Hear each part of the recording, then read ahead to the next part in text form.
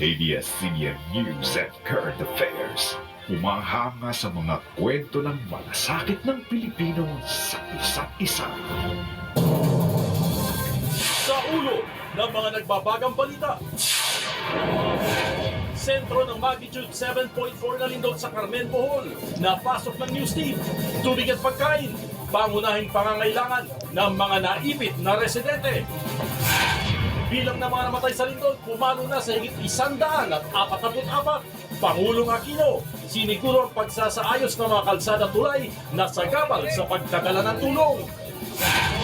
Higit 100 pasyente ng Cebu City Medical Center sa labas na ginagamot, ospital, isinara dahil sa matinding pinsala ng lindol.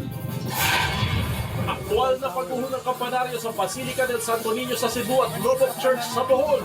Nakuna ng video. Mga eksperto, aminadong mahihirapan ng maibalik ang anyo ng dating mga simbahan.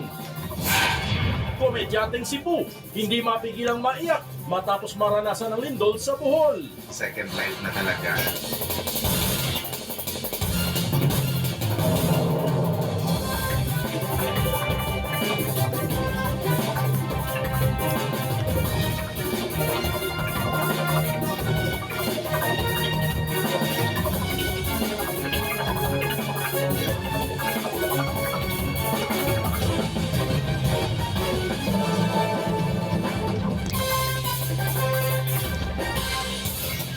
Live mula sa ABS-CBN News Center, Manila.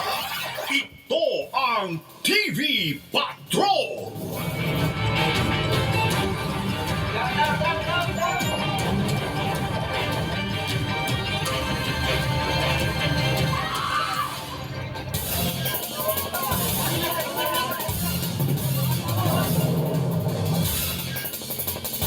Magandang gabi bayan! Live tayo ngayon dito sa harap ng Taoist Church dito po sa Bohol. Isa sa mga lumang simbahang gumuho at lubang na pinsala ng lindol kahapon.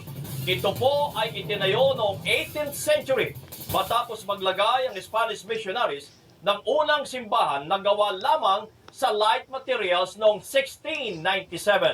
Ang simbahan po ay alay sa Our Lady of the Assumption at ang estruktura nito ay batay sa Byzantine at Romanesque architecture.